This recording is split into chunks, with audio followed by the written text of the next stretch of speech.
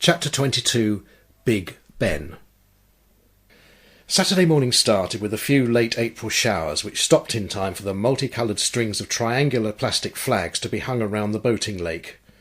Red, white and blue bunting adorned the model of the Palace of Westminster and also decorated the large landing stage just in front of it.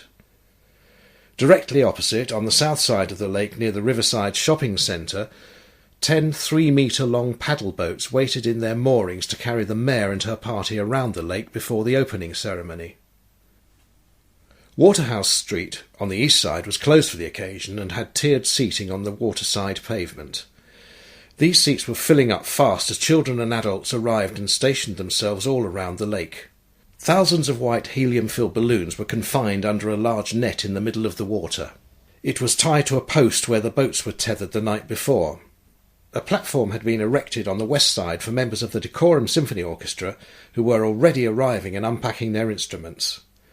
The time, shown clearly on the dial of the still silent Big Ben Tower, was 11 o'clock. 15 minutes later John arrived on the scene and was met by a familiar face. "Greetings, dear boy. Always happy to see a fellow sufferer again."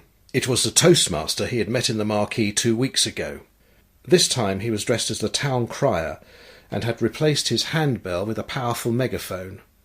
"Do you know the programme?" "I think so, but if you could tell me when things happen, that would be very helpful." 11:25, mayor and party arrive and get in the boats. 11:30, they sail across to the landing stage by Big Ben. 11:40, mayor makes speech, then goes by boat to the middle of the lake. 11:58-ish, I get the crowd to do a countdown from 10, then, hopefully, the Big Ben clock starts its Westminster chimes, and at the first stroke of 12 the mayor releases the balloons. Then we all go home. "Thank you, that helps me a lot," said John as he caught sight of Dick East, Bill Porter and a photographer walking round the edge of the lake towards him. "Morning," said Dick with his usual broad grin. "Hello," said John. "You always look as though you come to these events to get a laugh out of them." "Of course, why else would I do the job? I wouldn't want to work for a living." "Me neither." "By the way, this is Stan Cash. He's one of our staff photographers. Not the one with appendicitis, the other one who was on holiday." He wandered off with Bill Porter, leaving the photographers together. "Hello," said Stan. "I've heard all about you.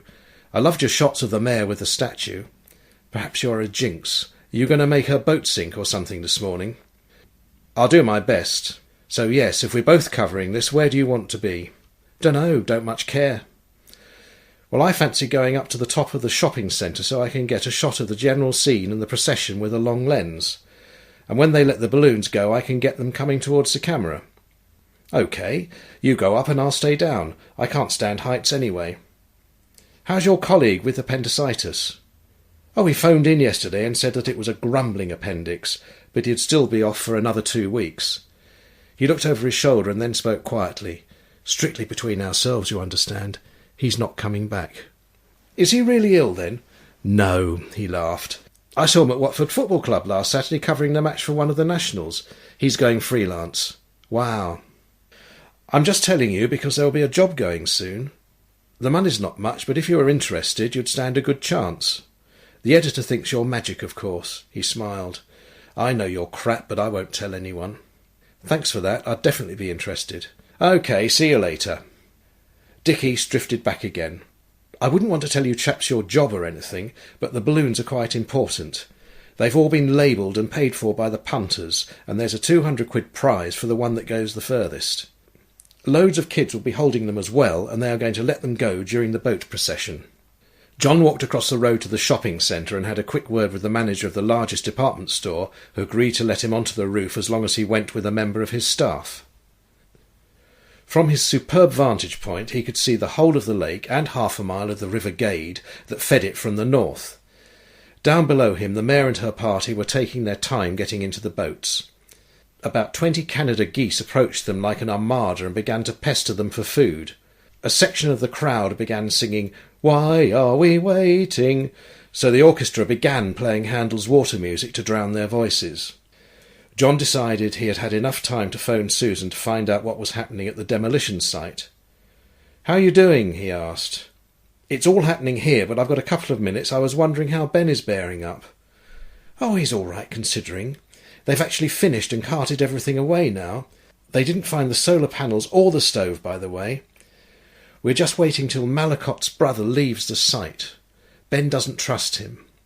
We're sitting near the top of Galley Hill, so he won't realise we're watching everything he does." John got some good shots of the boats as they snaked across the lake in single file, with Daphne Malakoff providing plenty of royal waves for the crowd. As they passed the grandstand seats, all the children spontaneously let go of their balloons, with the adults quickly following suit. Luckily for John, the wind was in his direction, so we had a wonderful close-up picture of the balloons with the whole lake beneath them. Because boats began disembarking ahead of schedule, he had half a mind to go down to ground level, but decided against it, and exchanged the wide-angle lens on his camera for a telescopic one. The orchestra went silent as the mayor walked across the landing stage to the microphone. There was an excellent sound system, so John could hear every word she uttered. "Good morning, ladies and gentlemen, and children, of course. That was a great privilege, just then, to be the first people to sail on this new boating lake. I hope you'll manage to do the same very soon during this wonderful summer we are about to have. I'm told that the boats will be available this afternoon free of charge until 5 o'clock. There is very likely to be a bit of a queue, so you might want to come back later in the week. The hire fee will only be £2 for half an hour. I would just like to congratulate Keith Smythe," no relation, I hope, thought John, "who is standing behind me. As well as being a successful architect, he is an expert model maker and has built, completely free of charge, this splendid replica of the Palace of Manchester." She paused as Mr. Smythe whispered in her ear, "Sorry, a slip of the tongue. Of course I meant the Palace of Westminster, or perhaps as it is better known to us, the Houses of Argument. In a few minutes I shall sail, or should I say paddle, single-handed to the centre of the lake. There I shall wait to release the balloons just as Big Ben strikes 12. She tottered towards one of the boats, which the town crier was holding steady for her. When she was seated, he gently pushed the boat off while the orchestra played the Hallelujah chorus. Hempstead's first lady made a valiant effort to paddle her boat in a straight line, but went in a complete circle back to the landing stage. After some helpful advice from the town crier, she proceeded in a more or less straight line to the centre of the lake, accompanied by the Canada geese honking in single file behind her. "That was John," said Susan. "He was just asking me what was going on here." "That's nice of him," said Ben. "He's probably pretty busy right now." From where they were sitting they could see Colin Croucher. He was standing with his hands on his hips next to his mechanical digger in the middle of the bare patch of ground which was once Ben's home. After half a minute he climbed into the cab and drove up towards the entrance gate. The gate, along with a section of substantial fencing, had been put in place by the council to keep out anyone tempted to use the site for illegal dumping. Croucher didn't open the gate but climbed up it to look up and down the road. He seemed to be satisfied that he was unobserved, so he climbed back into his digger, turned it round and drove back to where he came from. "What's he doing?" asked Ben. "He's bloody well up to something, that's for sure." Croucher drove over to the river and to one side of the dam. From there he extended the arm of the digger so that its bucket hooked onto the top of one of the steel shutters on the right-hand side of the dam. He put the digger into reverse and began tugging at the shutter in an attempt to work it loose. "Looks like he's trying to drain the water out," said Susan. "Why would he want to do that?" "Because he's a nasty bit of work," said Ben. "Wait a minute. If he pulls that shutter out, the whole lot will collapse." He began running down the hill, but stopped and watched in horror as his prediction came true. The rest of the steel shutters fell like dominoes, and a huge wall of water shot out as if a giant bucket of water had been tipped over. It almost submerged Croucher and his digger before it rushed down the inadequate channel of the River Gade as fast as a speeding lorry. "You'd better phone John," shouted Ben. "He'll be able to warn the people at the lake. Don't call the police, they'd never be ready in time." "Damn, my battery's gone again," said Susan. They looked around, but there was no one. Ben started to run towards the nearest house he could see, but stopped after a few minutes. He came walking back as he met Susan and panted out, no point at all, the water'll be there already." "But what will happen to it after that?" "It'll probably flatten out into the lake, and whatever's left will tip into the canal at Two Waters." They looked down towards the empty dam where a soaking wet Colin Croucher was kicking the side of his digger in a frantic rage. "It's awful, I know," said Susan, "but John and I will build another one, I promise." "I wonder what's happening in the town," said Ben. Daphne Mallicott managed to reach the centre of the lake and tied up the boat to the same post which held the massive balloon net. She rose to her feet. "Probably not advisable to stand up, Madam Mayor," said the town crier through his megaphone. Madam Mayor waved in agreement and sat down again. "When you're ready, just pull the iron ring off the hook and the balloons will come loose." He looked at his watch, then pointed his megaphone at the grandstand seats. "It's countdown time. Are you ready?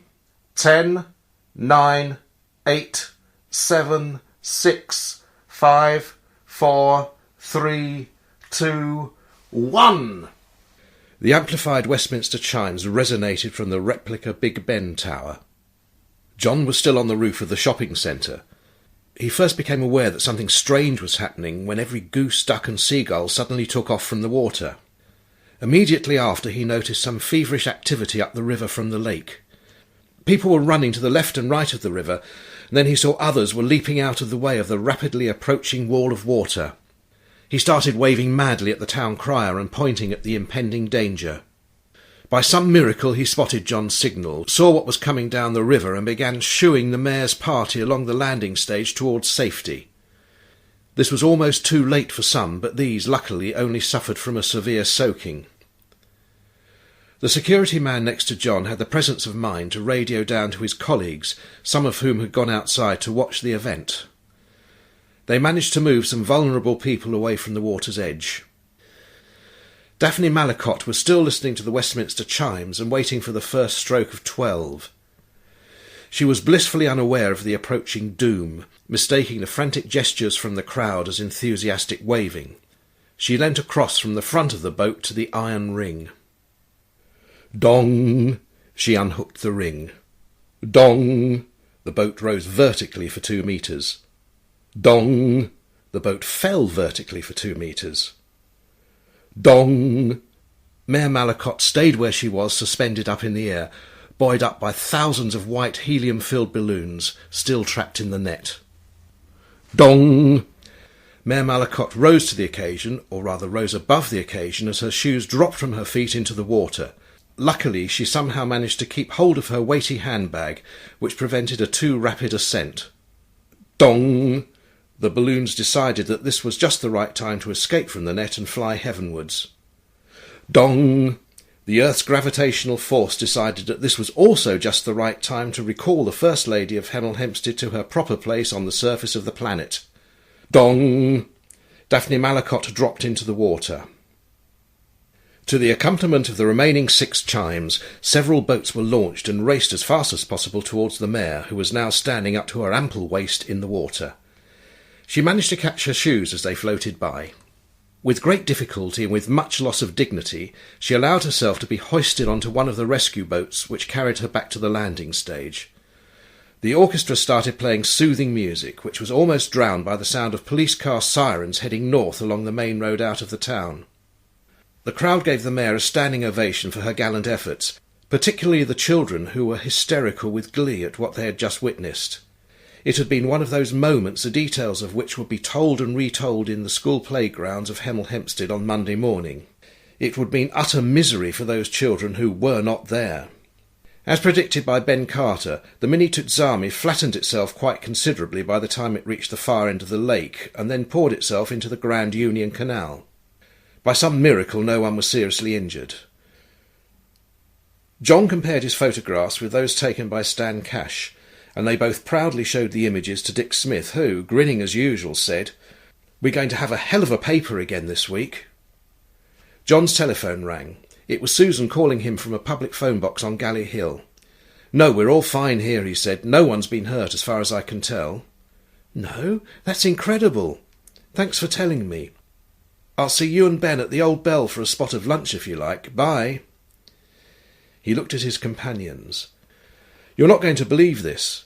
You know Colin Croucher, Mallicott's brother? The police found him and his mechanical digger up the river by the wreckage of Ben Carter's dam, and they've arrested him." Blissfully unaware of the latest turn of events, Daphne Malacott was being interviewed by the local radio reporter. "I've never seen so much water," she said as her voice was relayed over the loudspeakers. "It was just like the Viagra Falls."